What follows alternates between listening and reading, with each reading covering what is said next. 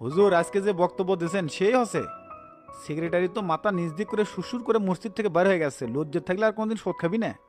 কোরআন হাদিস থেকে বর্ণনা করছি, আমি তো সভাপতি আর সেক্রেটারিকে উদ্দেশ্য করে কিছু বলিনি। হুজুর আপনার কি ওখানে সুদ ছাড়া অন্য কোনো বিষয়ে আলোচনা করা যেত না? জেনা আসিল, চুকুলখোর আসিল, আলেম আসিল, সবকিছু বাদ দিয়ে আপনি খালি সুদের পিছনে লাগছেন। মনে রাখা ভালো হবে, মসজিদের সেক্রেটারি কিন্তু আমি যে কোনো সময় আপনাকে বাদ দিতে পারি। রিজিকের মালিক আল্লাহ, এইসবের ভয় আমি করি না। আপনার না পোষালে বলতে পারেন, চলে যাব। তাই বলে কোরআন হাদিসের কথা বলবো না, সেটা তো হয় না। আর আপনি বললেন না জেনা সুগলখোর আলেম, নামাজের পরে এইসব বিষয়েও আলোচনা করছি, কিন্তু আপনি ছিলেন না। এখনো সময় আছে, নিজেকে শোধরান, টাকা পয়সার নেশায় পরে পরকাল হারায়েন না। ধুর, এই লোকের খালি ফাউল কথা। কালকে একটা মিটিং ডাকবো, এর বিচার করাই লাগবি। হুজুর যা কছে ঠিকই তো কছে, কিসের মিটিং ডাকবেন? আর আপনি তো ফাউল মসজিদের সেক্রেটারি হয়ে শোধ খান। এ আকালু, এ চুপ থাক। 2 দিন হলো নামাজ পড়ে বড় মুসল্লি হয়ে গেছু। ওই মসজিদ কার জায়গার উপর বে? আমার বাপ দাদা দিয়ে গেছে, আমি যা কমু তাই হবি। তোর পোষালে এটি নামাজ পড়বে আসবো, না হলে মাদ্রাসার ওই মসজিদে যায় নামাজ পড়িস। মসজিদ লেও রাজনীতি, ওই মসজিদের নামাজ পড়লাম না কি হবি?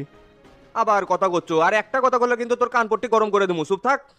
এ আকালু ভাই চুপ থাকেন তো। উনি যদি আমাকে মসজিদ থেকে বাদ দেয় আমার কোনো আপত্তি নাই। আল্লাহর দুনিয়াতে রিজিকের অভাব হবি না, ব্যবস্থা একটা হবেই নি। শুধু সেক্রেটারি সাহেবের জন্য একটু দোয়া করেন, আল্লাহ দান তাকে হেদায়েত দেয়। কারণ ধর্মপ্রচারটা বড় বড় লোকদের কাছ থেকেই শুরু করতে হয়। থাকেন, গেলাম, গোসল করা লাগবে। আসসালামু আলাইকুম। ওয়ালাইকুম আসসালাম। কি ব্যাপার, 2 দিন হলে হুজুর এক ভাত খিলে বের চাইলি এসো না কে? না না, ওক ভাত খিলান যাবি না, মসজিদ থেকে ওর চাকরি নট করে দেবো। কে কি হচ্ছে? মসজিদে অতগুলা মানুষের মধ্যে সুদ সম্পর্কে যে বক্তব্যগুলো দিছে, আমার তো ব্যবসায় নষ্ট হয়ে গেছে।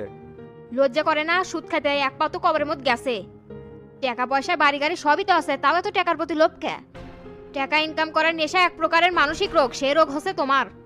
হয় সুদ খাওয়া বাদ দিবে, না হলে আমি এই সংসার থেকে যামুগা। সবার সামনে আমিও মুখ পাই না, মানুষে খালি কয় সুদখোরের বউ।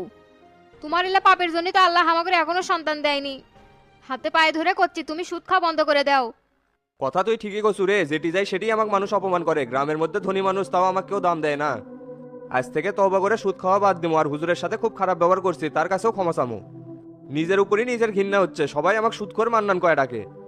তুমি ভাত বারো, আমি এখনই হুজুরের কাছে ক্ষমা চাইয়া ডেকে নিয়ে আসিচ্ছি। আজকে তো তরকারির আইটেম বেশি নাই। হুজুরের অত চাহিদা নাই, যা আছে ওটা দিয়ে খিলামু, তুমি খালি উল্লা না গরম করো। আচ্ছা যাও লিয়ে এসো করিচ্ছি।